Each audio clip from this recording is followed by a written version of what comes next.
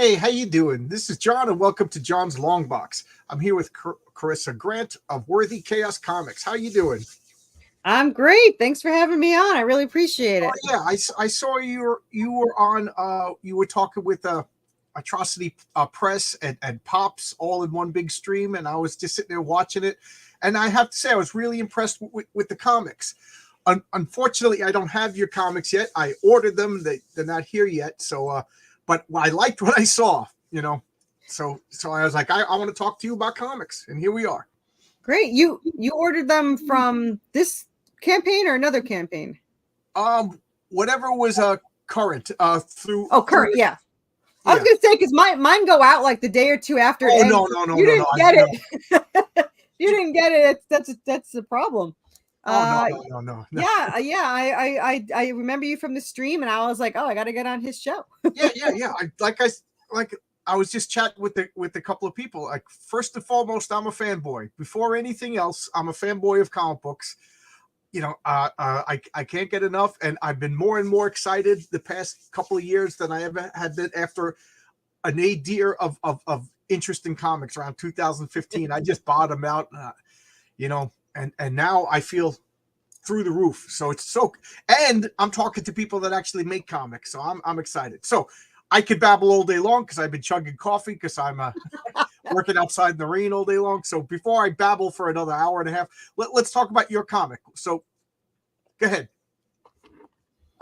So my comic is a horror genre. It's got its own genre, really. It's like horror, supernatural, adventure.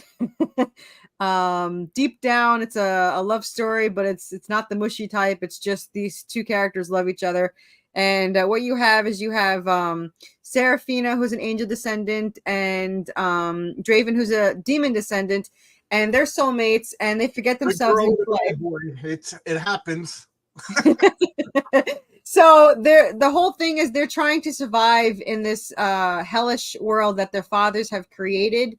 They're trapped in a hell town that their angelic and their demon fathers have done, and what they're after is Seraphina was created from an angelic weapon that has the power of souls, and if they can get their hands on this weapon that they've been trying to for long centuries, then they can tip the scales of heaven and hell in their favor. Unfortunately, it requires Seraphina's soul to activate. So it's kind of a survival horror there. It's Buffy the Vampire Slayer meets Supernatural and Silent Hill, and it's got Resident Evil, Good Omens, Evil Dead, The Crow, all of that thrown in there. And you're the writer. Huh? You're the writer, right? So I'm the writer of the story and of the characters, except for Draven. Draven is our main character, is our second main character, and he is written by my co-writer Jessica, and she does all his speech, all his thoughts and everything. So when you're reading a story, the reason why they seem like they're totally different personalities is because we're totally different personalities. Oh, that is pretty interesting. So you have a wow. Yeah. So one person writes one character. So who comes up with the actual stories then? This is an interesting way to write a story. Yeah, so I write the story. We'll talk out ideas generally, but mostly I just sit down and write. And then what happens is I'll write a chapter. I'll send that chapter to her, and then she'll write it in Draven's point of view so that I have all his speech and actions and all that stuff. And then I put them together. So I'm a big role playing game. I play. We this sounds like a role playing exercise between you and your buddy that you turned into a comic book. That you nailed it. We role played this story for 3 years, and it was not intended to be a comic book. It was not intended to be anything. We just kind of got a little obsessed with the story. We passed it a while ago, but we passed the 1 million word mark about 4 months ago. We're still writing. So right now we currently have about 100 issues written for the story. 45 are for series 1, which this is series 1. So at the end of the 45, you can end it, or if you read the horrible epilogue that leads into the next one, then there's going to be a warning. Did you say 45 comics came out already? So, no, so I just started the comics a year ago. So this is issue 8 that's out. Yeah, we have 100 written, and I've converted the first 20 issues. I'm still I'm still converting them, but they're cut up in sections to where each comic book ends. So there's 100 issues, 45 in this series, 45 in the next series. There's 5 in the prequel already, and then there's 5 so far for series 3. Wow. So it's 5 books. I'm 6 scripts into my story. I thought I was doing good. Yeah, so the amount of issues changes per book, and it's a continual story of those 5 books, but they're kind of different environments. Like book 1, which we made a hardcover for last year, was book 1, and it's 7 issues, and it's them meeting up in Helltown after being separated for 10 years, each thinking the other one was dead. So they wind up in this town that's merged with hell, and they're trying to find their way out. So it's like Silent Hill while they're trapped here. Okay. And at the end of that, they go into scenario 2, which is book 2, which just started last night. And that's issue 8 or book 2, chapter 1. And now they're in a haunted asylum that's overrun with ghosts and zombie mental patients and giant salamanders, which I have plushies of everything. This is our mental patient. Who makes them? Who makes your plushie? So these plushies, I have 2 different makers. The ones that make most of them, this is Down Home Textiles. They're on Facebook. They're all handmade. She does them all by hand, and they're absolutely amazing. The detail, the characters, she even did his little tail, if you could see it. It's got the mark on the end. The zombies are for pre-order. You can get any patient number on the back. Mine's my birthday, so you can get your birthday. You can get somebody else who drives you crazy, get their birthday on there. Some people want Hannibal Lecter's number on there. We also have for pre-order, which I did order. They're just in the middle of being made. That's why they pre-order. And this is our commercially made one. And this is Anubis. He's very popular. He's very well done. He's embroidered and all that stuff. And there's 2 versions. There's a foam staff, and then there's the 3D staff. The 3D staff is my favorite because the foam staff, it's great, and they did a great job on it. But the quality of this plushie compared to the foam is not my favorite, but everyone seems to love it. So there's 50 of the foam, and there's 40 of these, and then there's 10 without staffs. Send me the link in the private chat, and I'll put it in the regular chat. I don't think you could put links in without being a moderator. So send me the link. That's pretty cool. Yeah. And who's the artist? So the artist is Jonas DaCosta. Before he started this, he had never worked professionally in comics. He never got paid for any comics. So he's a machine now, man. I mean, he's been doing this. Is his So 8 is released, but he just started drawing issue 12 yesterday. We are 14 pages in. So we're really far ahead. Mostly I do that because I want to make sure that everyone gets their comic. You know, when it ends, I ship them out. But not only that is he's going to be popular someday, and I just want to be ahead. So when it takes him 4 months to do it instead of a month. That, yeah. So we're really far ahead. 11's almost done. It's getting lettered. Because I saw your artwork. You were showing pictures of your artwork, and again, I write and I hire Renzo Rodriguez to do my art too. So I understand like the great art and the great coloring is what gets people interested in your comic, and then I believe that people will stay if the writing is good. Like great art will only get you so far. So yeah. We always say they come for the art, they stay for the story. Yes, absolutely. So, so I have no illusions. If my comic is a success, it's because people like me, but they're going to love the art, but nobody knows me as a writer yet. So yeah, maybe someday they'll be like, oh, that guy wrote that. That's cool. That'd be nice. But again, I feel bad saying I saw the artwork and I was like, oh, I want to look at this comic, No, that's his job, man. His job is to bring you in. Yeah.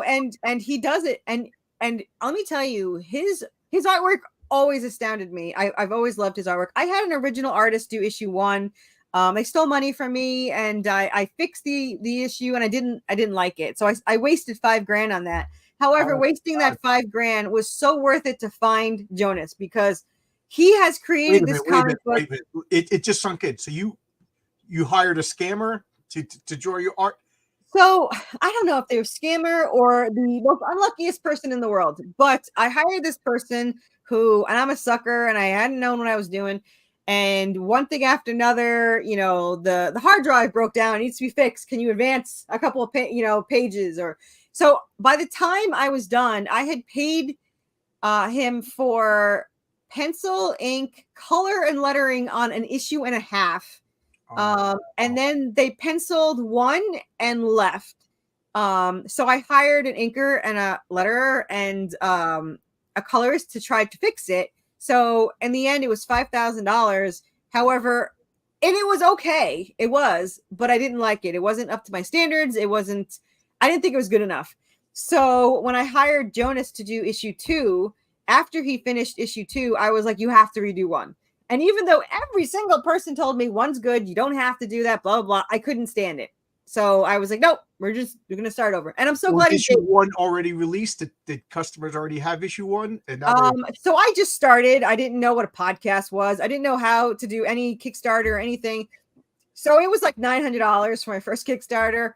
And so I think I bought 50 issues and 30 were sold.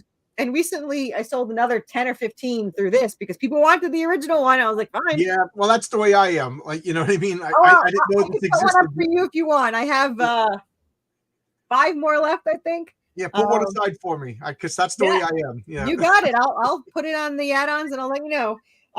But yeah, people wanted it. And so I released it. You can get the PDF in the add-ons, but obviously people want the I'm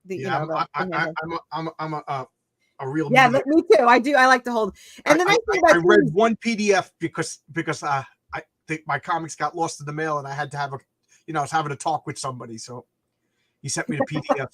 Well, the nice thing about mine, and I know there's some comic book people that might not like it because it's not the old school newsprint. So I don't know if you're for that or against it. Mine are 80-pound glossy weight. So these are very solid pages. They're beautifully, the glossy just goes great with the dark art. It shines. So we went with the glossy. And yes, it's almost double the price, but I was told not to do that too, and I did not care. I wanted to see it in glossy. Yeah, I understand. You want what you want. I'm very stubborn. Yeah. So yeah. I'm trying to make like an old school comic, so I'm trying to get newsprint, but newsprint is more expensive now than good paper. Yeah. So, you can't really win anymore. Yeah, exactly. I don't know what to do. And you said you like me. You like to have physical media. Physical mediums. I mean, my PDF sell? I do have PDFs because that's what people want. Do they sell to oh yeah, a ton. Like I think my last campaign sold like 50 or 60 PDFs, so they do sell. Which I got to be honest with you. Conundrum. I don't want to do PDFs, but if that's what people want, who am I to tell people what to buy? Yeah, not only that, you don't have to ship them. So I love the PDFs, but me myself, I mean, when I got the hardcover, like this was like my dream come true. Like floppies are great. I love them. But this was so final, permanent kind of thing that I love the hardcover. Yeah, it's got weight, gravity to it. Yeah. Oh, I love it. It's 222 pages, and it's just I love it. Yeah. So I love the physical holding it, all that stuff. A lot of people liked it too, so I did do it. I mean, the way it goes, I might need to do a second print for those comics. That's good news. Yeah. I didn't think anyone would want them. I mean, I put it down. Now I will say, when I brought it to a comic book, they said it's good art. They said for indie, this is really good art. But it was enough to get my attention and make me want to talk to you. The original, I mean, is good art. Okay. But the comic book store said the original was good indie art, but the new Jonas is good for mainstream. They're like, they were so impressed by it. They said this beats most mainstream, especially nowadays. But they're like, I was about to say that's damning with faint praise, right? Yeah. Yeah. So issue 8, which is the new one out, we did I want to say level up because we got a colorist. So my artist Jonas in the very beginning, he did it all, man. He did the pencil ink and the lettering and the coloring. He did it all and severely underpaid. And by the time this book came out, he's like, it's killing me. And I was like, you know what? I can either raise your rate or I can hire a colorist and a letterer. And he's like, I hate coloring and I hate lettering, so bring it on. So Not only was my artist originally fast, now he's even faster because all he has to do, let him do what he's good at. That's what I said. So he does. He's an amazing. He loves to sketch. He loves to ink, and he does an amazing job. And SK is our letterer. If you don't know him, you should. He's absolutely amazing. The lettering he does is just phenomenal. The emotion that he puts in the words, and and the way he letters and stuff. And then our colorist, Matt Chambers, he just makes it. You saw the pages. He makes it look like HD. I mean, it just looks amazing. And I told him if we ever got, up there in the readers and it was cost effective to do, that when we come out with like a box set, he's going to recolor all of 1 through 7. So we'll see if that happens someday. Obviously, that is not cheap. Especially if you don't hire a plumber to do electrical work. You know what I mean? Yeah. Yeah. When I hired Renzo, I asked him, I said, will you color a letter? And he says, I don't want to. So I didn't, you know what I mean? Like, why, get somebody who wants to do it, who loves to do it, or, whatever, get the specialties. So, So, I mean, Jonas did a phenomenal job. Especially the lettering, he hated it. Pages done. Yeah. Yeah. He hated it. He's like, I have to stand, I guess, he has to stand up.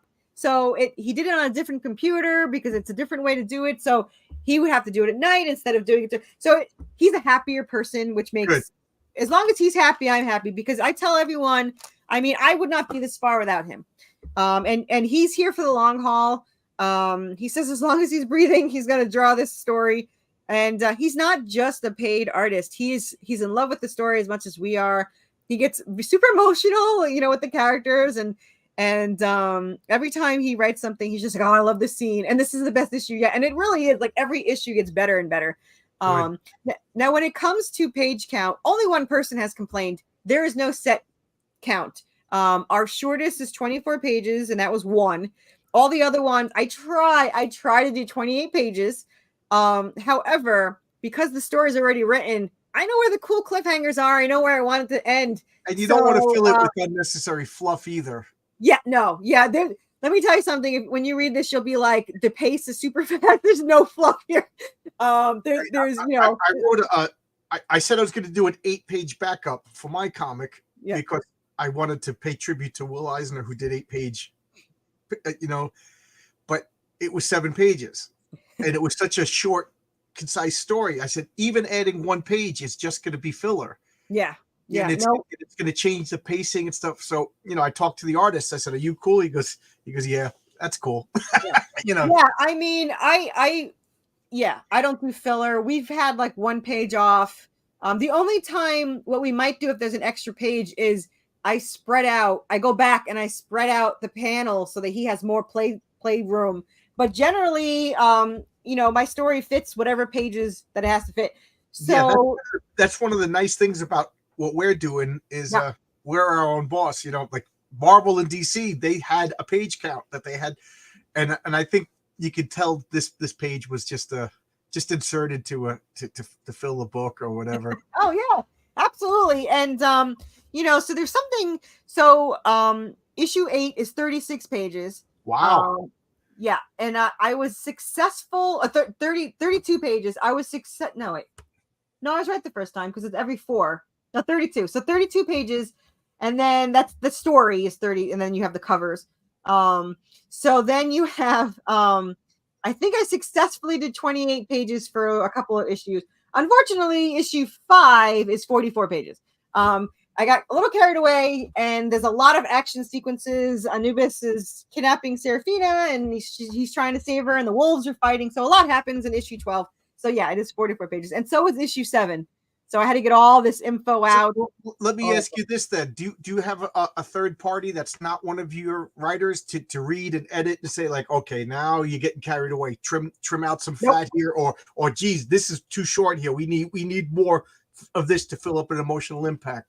Nope. I have an editor that does the grammar types edits, and then I have a script consultant that'll tell me they don't do anything panel wise. But they'll say, might want to rephrase this word, Generally, she does simple things because the way my characters talk, I don't like to change how they spoke, But there might be a word here then that might be need changed, or I'm dyslexic, so maybe the word was spelled wrong or whatever. But no, we don't have anyone telling us how to do that because there's no filler in here, and I don't want to miss anything in the story. I think book 3, because it was like 12 issues, I think I edited some stuff out. Like there was a villain I took out. He was a crazy villain, but he'll probably be used eventually. Like I don't like to waste anything. But I like to have a certain flow to it. I like the I love the cliffhangers. People are gonna kill me in book 3. There's so many cool cliffhangers. Fortunately, you only have to wait a month because I have a story every other month. And if my fans can ever afford it, I'll do it monthly because I have them. But yeah, the story. How often do you release the comics? Right now, every other month. So Wow. I have So I have a Kickstarter now until the 1st of February, and then March 4th, I have the next one set up. And issues 8 through 10 have already been sent to the printer, so they're already done. Wow. So I have the set dates. There's 6 this year. There's 5 issues, and then there'll be the hardcover. And then I might do a 7th. I haven't decided yet because the next book is so long. It's 10 issues. I might have to do it early. We'll see how that goes. Now let me ask you: could people get from the beginning? Like if absolutely. Somebody watching this right now says this is interesting, but I comic book people are obsessive. That I got to get from issue 1. Oh yeah, absolutely. Okay. So there's actually 4 things you can do, I think. So when you go on the Kickstarter, let's say you're new and you want to just wet your feet or whatever, you can actually get just issue 1, PDF issue 1, printed PD1. You can get that, or all the variants and all the back issues are in the add-ons. So if you want to get issue 1 and 2, because a lot of people like that 2 is where Anubis comes in, you can get 1 and 2. There's also a mini catch-up tier, which is 1 through 3 for $25. You get the buttons and the goodies and all that stuff. Then we have a full-on catched up tier, which is all 7 issues and all 7 PDFs for $79, and that comes with all the goodies too, the keychains, the glossy cards, and all that stuff. However, we do have a tier, and it's $2.99, but it's every single cover that has ever been released, both variant and regular cover, all together in one tier. I was just checking to make sure, but yes, I put the link to your Kickstarter in the description for anybody watching this. Yeah, for anyone watching, the easiest way to find it is to search Worthy Chaos on Kickstarter. We're the only thing that pops up. However, 9 things will pop up, so sorry. Yeah. And you're live, right? Well, it seems like you're live all the time then. I'm live. I always have a Kickstarter. I actually already have issue 9 in pre-launch, so we always have at least one pre-launch on there. So yeah, we're either live or in pre-launch when you search for us. So there's no excuses. Yeah. I do a lot of work for one issue, and then me and Renzo and I were discussing what do we do afterwards. I said, well, if it's a success, full steam ahead to do issue number 2. We'll try to get them out as fast as possible, but I don't know if I could do bi-monthly. Yeah, well, I could do monthly. Me doing one. Yeah, well, I mean, so issue 8's already done, 9's completely done, 10's already done. They're at the printers. 11's at the letterer, and I think there's a couple more pages that need to be colored. But 12 is already 14 pages sketched in, and there's 44 pages. So he'll probably be done sketching probably by the end of February. And then as he goes and inks them, I send them to the color right away. So we have like this neat little, conveyor belt of Mike. And it's so funny because when I hired both the letterer and the colorist, I said, listen, my colorist wanted to be paid. I guess I got him from a friend. And he goes, well, she pays me like every 2 days. And I said, that's not going to happen because this is like for life. So I will pay you on Fridays. I could pay you, what the pages you've done or the pages ahead. I don't care. I'm not doing it every single day because my friend has like 6 months in between. You're not going to get a break. So I said, so if you're coming on this project, once one ends, you're going to have more pages. And he's like, all right, bring it on. So literally every time he finishes an issue, he's got more already in there. So he's loving the constant stream of business. That's good. That's a constant work. Yeah, not the dream. To get. Yeah. Well, he thought I was kidding when I said it's nonstop. He's like, yeah, everyone says that. And he's like, wow, this is really nonstop. Yes, it is. And I get the That's great whole to get thing. a consistent team that works together, and that is so hard. Jeez. Yeah, I got really lucky with my team. I mean, everyone's really amazing, and it's unbelievable that I feel like everyone that's on there is supposed to be on there, and they were meant to be. Like the way I found my artist. So after my other artist screwed me over, I had searched for months for that one, and I mean, I spent thousands with getting character designs and getting page samples, and I mean, I spent thousands before I even started because I'm so picky on my characters, and they have to look a certain way. And I mean, I've had these characters have been in my head for 17 years, so I needed to, get that, what I wanted out. So after my artist, and I think that's one of the reasons why I was scared to not keep paying the first artist, because I'm like, it took me months to find this guy, and he's the closest I found. Absolutely. So it just made me. I did whatever he wanted. He probably knew he could smell the desperation on me. So when that artist left, I was so devastated. I was like, I don't know what to do. So, and I've already spent like thousands at this point that I'm not going to get in return. So I posted my story, the first chapter or something. And I didn't expect anyone to even read it. Somebody sent me back like 4 pages. And they're like, oh, I just read it and this looks cool. And I was like, that does look cool. However, they wouldn't accept payment. And I guess they wanted to be like part of it. And I didn't want to do that. I want to pay someone outright. And then. Oh, they wanted partnership. I guess, but I didn't know this person. I'm like, they were a decent artist, but it wasn't like, not only that, if my comic books, if my Kickstarters go over $6,000, then the rest of it is split between my team. So if they're going to make more regardless, they get a flat rate and then they get more if it does more. Because I think that's fair. I mean, if all these people that make like 10 grand in their comics and their artist doesn't get any more, to me, it doesn't seem fair. But anyway, I'm not in this for profit. I'm in this to get them made and hopefully make my artist, give him the money he deserves. So anyway, I had posted, that gave me the idea to like, I'm like, I didn't know about choosing beggars. So I did not realize that I was doing that. However, I posted my story and the first chapter, and I said, if anyone wants to do a free sample page, I'll give you the script. And if I use you, you're in for the long haul, like 90 issues. So you'll get paid for that page and we'll go. So I didn't think anyone would do it. 5 people signed up for it. However, while those 5 people were working on them, Jonas came in. He goes, are you accepting any more applications or whatever? And I was like, well, I'll be completely honest with you. I have 5 people doing it. So what I'll do is you have 2 choices. You can either do a free page for me and I'll look at it first, or if I don't pick one of them, I'll pay you for a page. He's like, I'll do it free. In 24 hours, it was pencil inked, colored, and lettered. And it looked exactly how I wanted the characters to look. And I said, you're hired. So I paid the other ones to go away. I hired him. And we butt heads the entire first issue because I was expecting him to follow a script. And don't let anyone think that he's hard to work with. It's all me. But I didn't understand I never worked with someone like him before, and he's never worked with comics before, and he never worked with a script before. So I would give him a script with 6 to 8 panels, and he would do like 9, and he wasn't doing the panels I want. So we went back and forth, and finally I was like, you know what? My husband's yelling at me. He's like, he's not the artist for you. You keep complaining. I was like, no, it's him. I just have to figure this out. What I did was I compromised, and I went down to 4 to 5 panels. So that gives him the wiggle room to do the panel work that you see, because he's just phenomenal at panel work. And I didn't understand that. So I compromised and I set that back. And ever since then, it's worked out beautifully. Yeah, a little bit of growing pains. You just got you got to work it out. Yeah, it was just, I didn't understand his genius in panel work. I thought, you follow these stupid panels and then you do what you're told to do and blah, blah.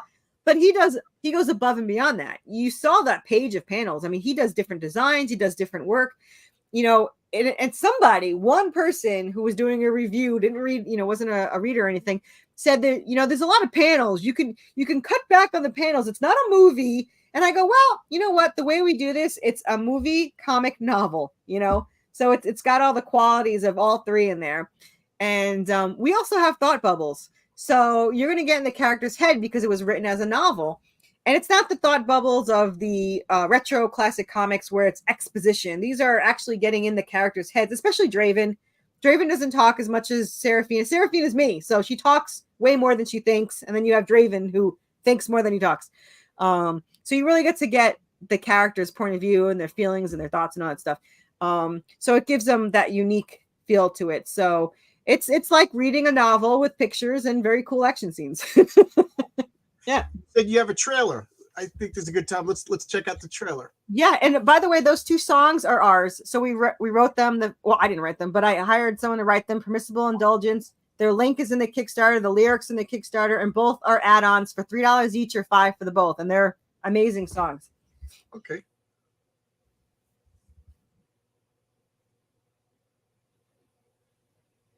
Did you freeze? No. Oh! I thought you froze. Oh, no.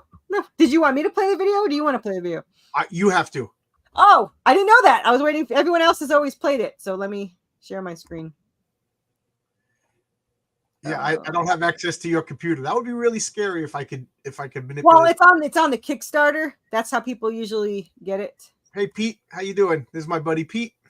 Hi, Pete. Okay, you ready? Whoa, I went too far. Okay. Okay, I'm gonna maximize this so we can check this all out.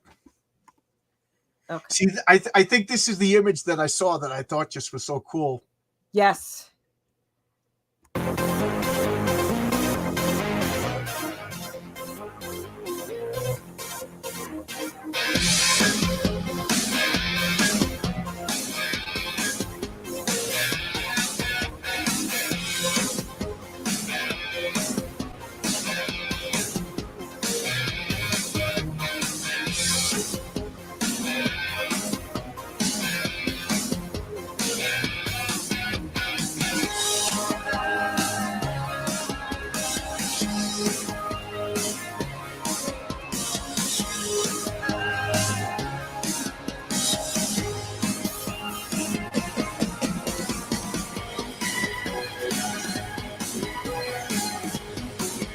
Yep, that's the image I saw. Yeah.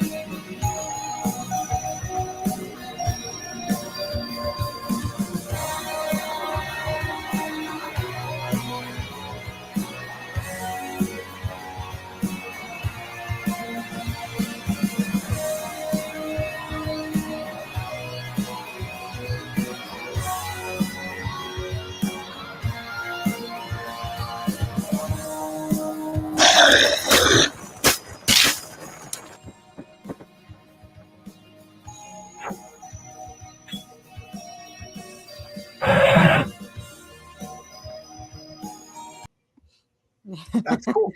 Who did that logo? The logo, the actual logo, or the Nubis?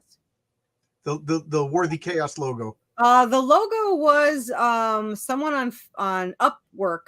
And I gotta tell you, if you saw the beginning picture and you saw that one, you would never know. I bet you $5 the guy changed the unlimited revisions because of me. Because I just was not happy with it. And I had to draw it on a piece of paper for him, and it just kept growing from that. But he did a phenomenal job, and I absolutely love it. You'll get a sneak peek. This is me drawing Nice. symbols that I sent to Renzo that he actually turns into gold. I joke and say that he's an alchemist turning lead into gold. Great. That looked pretty cool. Yeah. That's for issue number 2, a different character. Let me. So I'm looking at the Kickstarter right now, and I'm about to back the 1 to 8 bundle. So that's all. That's going to be all floppy issues of 1 to 8, right? The 1 through 8 is all floppy. Yeah. Cool. Because I'm an old stick in the mud that likes what I like. Well, they come bag and boarded, and gift wrapped and all that stuff. Usually, I don't know. I haven't gift wrapped 8 of them yet, so we'll see how that works out. There you go. Why, thank you. You should get a ding any second. I got it. 25. I'm up to 25-12. 61 backers. There you go. So, let me ask you this: have you been a comic book fan for? Are you one of these kids that always reading comics? Are you new into comics? Originally in the 90s, when I was a teenager, I read Ghost Rider. I loved Ghost Rider. The Johnny. I loved Danny, but then when Spirits of Vengeance started, I loved Johnny Blaze, so I had to get all of them. And my brother's older than me. He got me into comics. He was into Johnny Blaze, the original. So when Danny came out, I was buying. I still have them from the 90s all over there. And I absolutely loved the story. Everything about, I even have the what if Barbara Ketch was Ghost Rider and all that stuff. My But 2 older brothers are bikers, and I'm into comics, so of course I had to get Ghost Rider. Of course. But they were hard to find. I don't know what it was. Ghost Rider was hard to find in my area. Before comics. I'm talking in the early 80s now. I think I'm a little older than you. Before comic book stores. Yeah, I'm 45, but yeah. I'm 10 years older than you. Yeah. Get off my lawn. So I think I finally stopped because I was this poor little teenager, and they did the first Midnight Suns. It was like a crossover of I think it was 6 or 12, I don't know. But then it was all the bad boy characters. Yeah. But then they did another Midnight Suns. I don't know if it was called the same one. I remember it being Midnight something or something Suns. But it was such a large crossover that I couldn't afford it. And that was it. I never bought another mainstream comic again. It's funny that you said that, because I think when was it Mattel came to Marvel and said, we're going to make these toys. How about we make a comic book to promote our toys? And it was Secret Wars. And at the time it was a novelty. It was cool.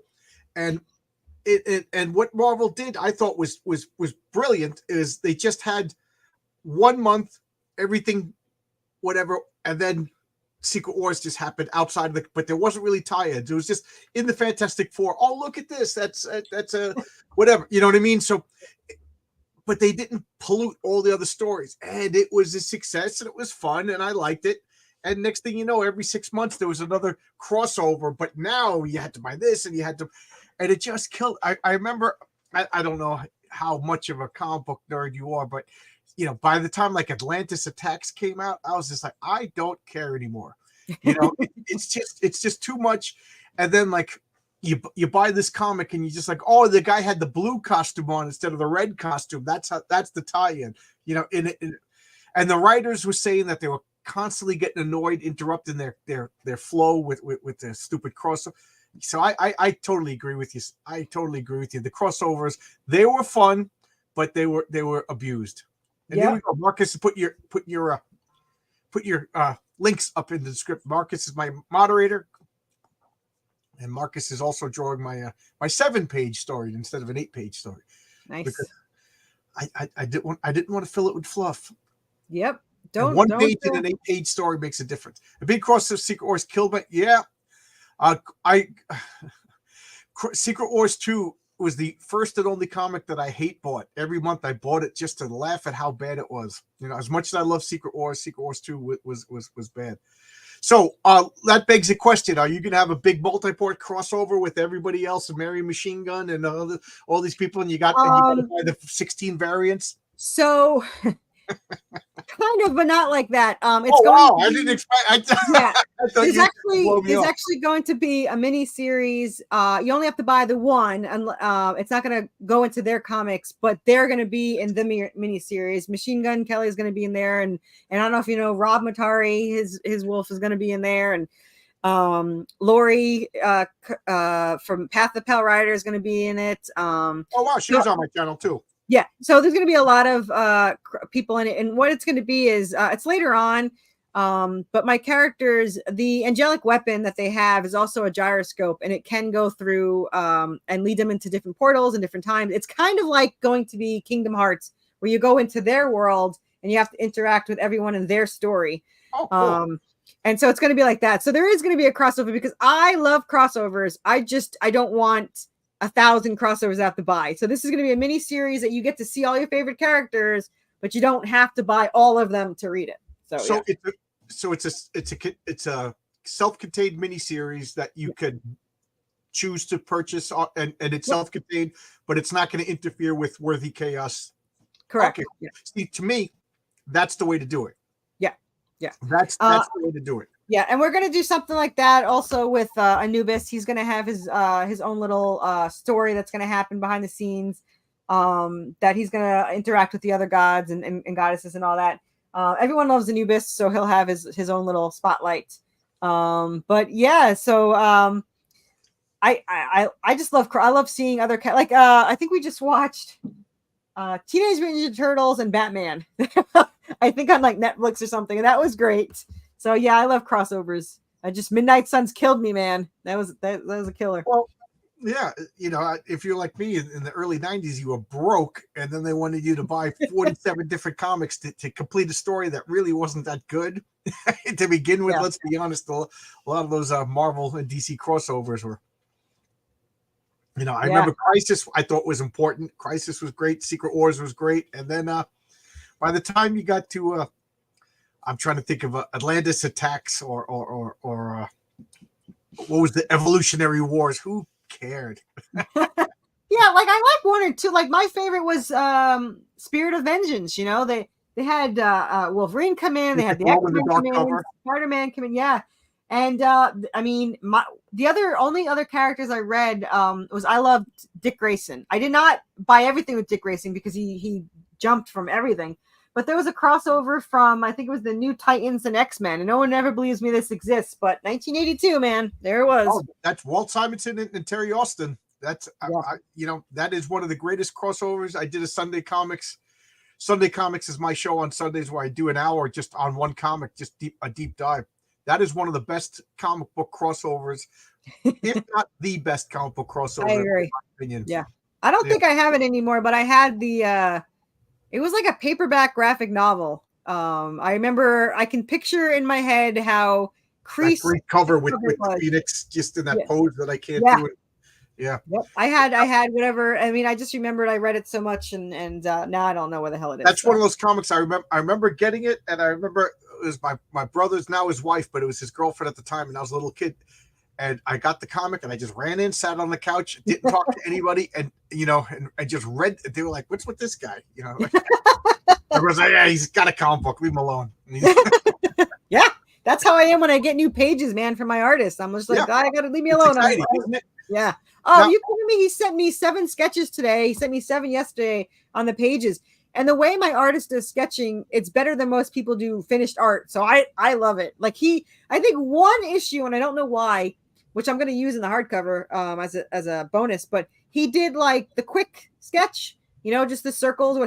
But ever since then, he does like, it looks like finished art when he does it. I think he's just so used to the characters that he's just like, yeah. I don't mind show, but this is a finished page.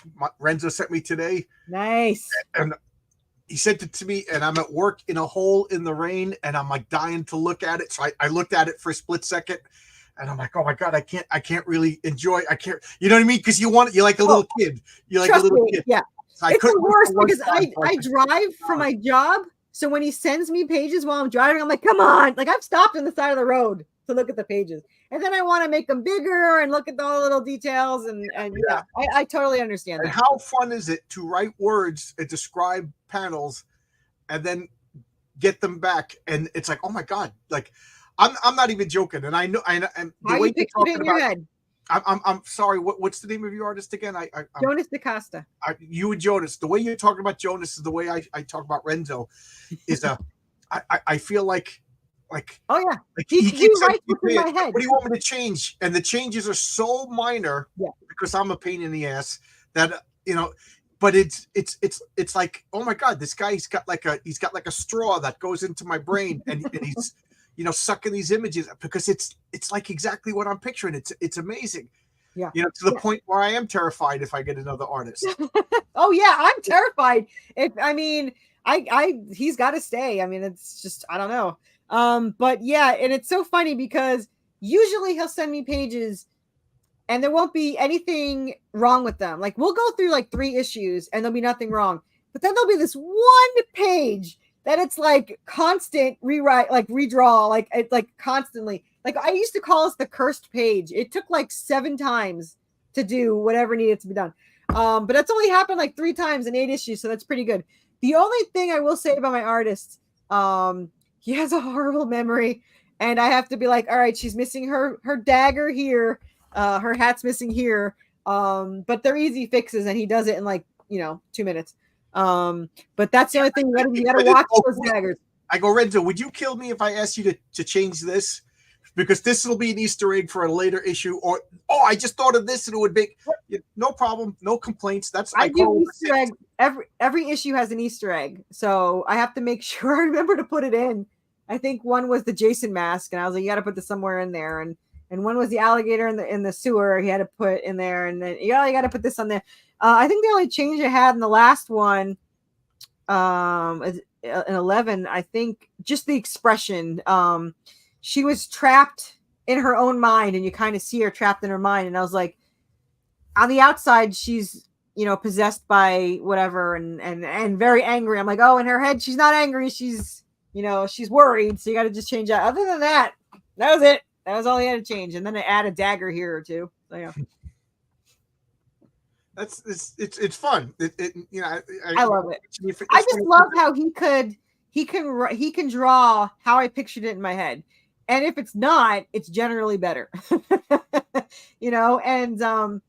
the only thing, and it's worth the extra effort. The only thing that's extra work for me is because he does his own panel work. It used to be fine because he lettered it, but now that I have a letterer, I have to go through the entire thing and put the right panel it's in, because it could be in any panel on the page. But you know what? And at first I was annoyed at myself that I had to do this. However, I quickly realized that due to the expression, I kind of changed what they said, like I added something that wasn't, it's a new panel. I didn't know. Yeah. So I added something. So it actually worked out better. And I even told them, I was like, I actually like having the letterer now, because I go through it and all that stuff. So yeah. Yeah. Because now that you're looking at the page, I'm doing that right now, because I realize now that like just basically an expression, and I'm like, okay, his expression conveyed, like, I don't need these words, because he drew what the guy was thinking. So I'm like, it's like somebody sitting in a chair and he's saying, I'm sitting in a chair. Like you don't need to do that because the art was so good. Yeah. But I had that word when you're writing. Yeah, he I think it was an issue. Oh, I think it's in this issue. Oh man, it feels like forever ago because we're on 12. But this issue, I'm impressed with your pace. Jeez. My wallet's not. Yeah. How long did it take you to get issue 1 in people's hands? I'm talking soup to nuts. You're like, I'm going to make a comic book, to somebody like me opening it up and reading it. So the original artist was 6 months because it was a disaster. But 1 through 3, you spent 6 months with the artist that had problems with. Okay. Yeah. So it was 6 months wasted there. However, with I hired Jonas in October of last year. Not this last year, of the 2022. And by the end of January, we launched with 3 issues. So he read 1, he had 2, and he had 3. And he pretty much set the pace. So I didn't have to do 3 at once. I could have pushed this out, and I probably would have made more Kickstarters. But I was in love with it. I wanted to get it out there. But yeah, now we're like I mean, after he finishes 12, we're pretty much the whole year, the whole year. So, and I have all the covers, variant covers for all of 2024 and all of 2025 because I find an artist I want. I was like, you know what? Can you do this cover? Oh, when's it gonna go live? 2025. Do you have an ending for this? You know, is you So said you I have okay, so series 1 has an ending if it doesn't continue. If it does continue, I have the epilogue for it that will show how it goes into series 2. Series 2 ends if you want it to, and if not, there's an epilogue that goes into 3, and 3 we just started. And that's so technically in our heads we have probably about 200 issues. There's going to be 4 series if we, you know, we're still going to write whether we release these or not because we just love writing the story. And our logo to ourselves, our motto is the story is life. So we just keep writing, you know, and we joke that if we die, we're going to ghost write. So yeah, hopefully we're writing forever. so, I mean, you this seems like you're, you know, your thing right now. This is something that you're super interested in. So I got to ask you, who do you dream cast if this was to get made into a movie tomorrow? So, and I know that you have an answer already. Well, the funny thing is, I don't want a movie. I want either an animated movie or I prefer an animated series. And if I did an animated series, my dream character voice for Draven is Christian Kane. A lot of people don't even know Christian Kane. I don't know. Yeah. The second choice would be Jensen Ackles, who more people know. You're a Supernatural fan, huh? Yeah. Oh, yeah. Yeah. We actually, the actors from Supernatural have my hardcover, or at least 4 or 5 of them do. Sam has it. Jared has one. And I have a hardcover that they all sign. So I'm having them all sign it and all that stuff. Yeah, I'm a huge Supernatural fan. In the chat, I forget how much. My wife was a big Supernatural fan. You know, when it was running, we watched. It was like one of our Thursday night rituals. We would have dinner and watch Supernatural for 13 years. Holy mackerel! 15. It's 15 years. Yeah, you know. Yeah, and they're working on a 16. So I don't know if it's a reboot or a continuation, but yeah, they want to do a 16th season. So she went to a couple of conventions, and I just remember, I just thought it was so funny that here I am. I sent my wife to a convention with a couple of $100 to get pictures taken with some men. Oh yeah. You know? So originally I went by myself all the time, and I went to like 4 in one year. I went all over. I went all the way to Toronto, Canada, because it was the only con while they were filming. So I knew that Jensen Ackles had to be shaved, so he looked like Dean. So I went all the way to Colorado to do that. I wonder if you bumped into my wife, because that's, you know, she went to Toronto. Probably. And then she's Canadian, so she went to Toronto, and then she went to Pennsylvania, I think, or New Jersey. I did Nashville, New Jersey, Boston. I think there's one more, and then Toronto in Canada. But I think there's one I'm missing. But I might not. I could be 4. Minneapolis? Was there one in Minneapolis? I didn't go to that one. I remember I went to Boston because I went on the cruise with Misha. So that was Boston Harbor. So yeah, I don't know if I went with 3 locations, but I think she went to 4 altogether. There was a ton. I just went to the ones that I could drive to because I'm not a flyer. So I made the mistake of having my husband watch the series. It was so much cheaper when I did this by myself, but bringing him, it is like, I think we spent $600 for one day on a Saturday to go get our picture. We wanted all their autographs. So we couldn't get Jensen's because he was sold out, but we got Jared's, Garth's, DJ's, Loki, which is Richard. And just because we know who they are, Tom Welling and Michael Rosenbaum, because but I gave each of them my hardcovers. So I was like, if you want it, you can take it. And they were like, really? And I was like, yeah. So yeah, and I still need to. I have James O'Barr's signature because The Crow is a huge inspiration to me, the graphic novel. And I finally got him to sign it, and now I have a graphic novel, so I need to find him to have him sign that too. But yeah, I had a D&D group that we kind of fell apart during COVID, but for Christmas they all got me an Angel Blade. Nice. They gave it to my wife actually, but you know, so it looks like right out a prop from the show. You know, they had them at the convention. They were amazing looking. Yeah, we got that. I'm trying to think of all these other trinkets, but if I like a show, I always buy like some sort of replica. I got like a medallion of their tattoos. I'm not Yeah. getting tattoos, but I'll get a medallion that looks like it. And Yeah, that's I have fair. a shelf full of prop. Well, you can see I got prop replicas behind me. So. Well, my thing is, if I ever get 500 backers, I have to get my first tattoo of my logo. So I'm fine if we stop at $4.99 because I'm terrified to get a tattoo. But now I'm not a tattoo guy. I managed to go 55 years without a tattoo. I always used to joke that I was going to go in a circus and be the guy went to college in the 90s and he never got a tattoo.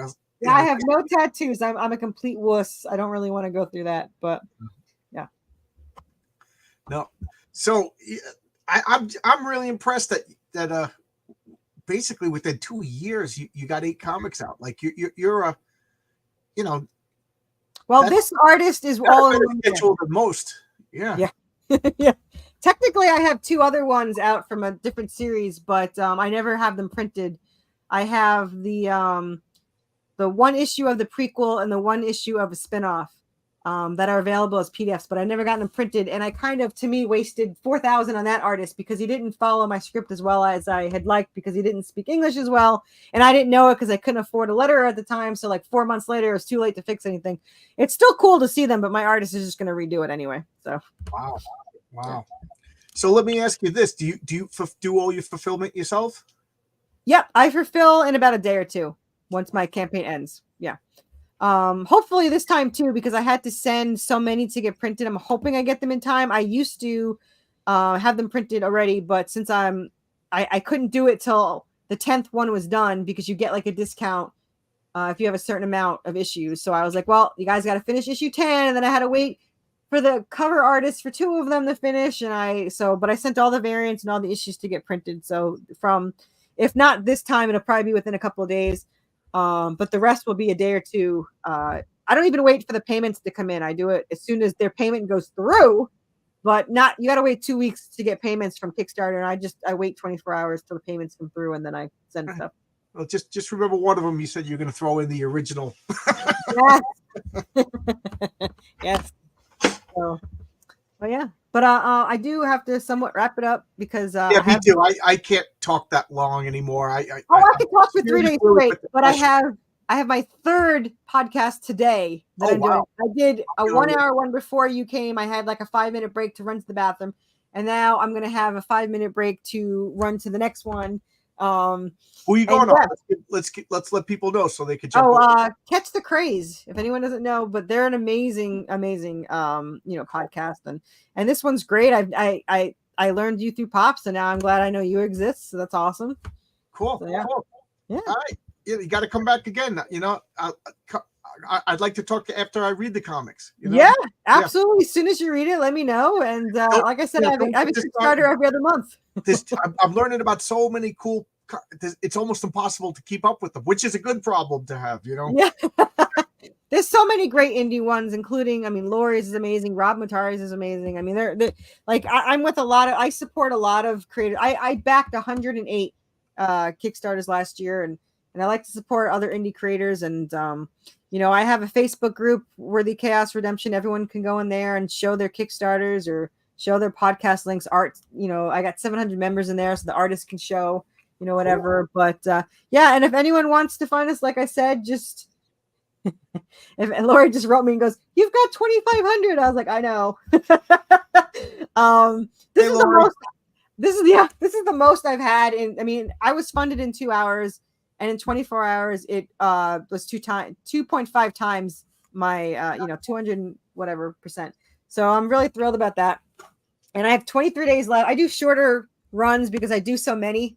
I like to give you can pick up the next issue in the next thing anyway. So it's kind of smart. Yeah. So next Kickstarter you can pick up 1 to 9. Yep. So that's a good business model, especially I had one guy on who refused to sell any of his back issues. Why?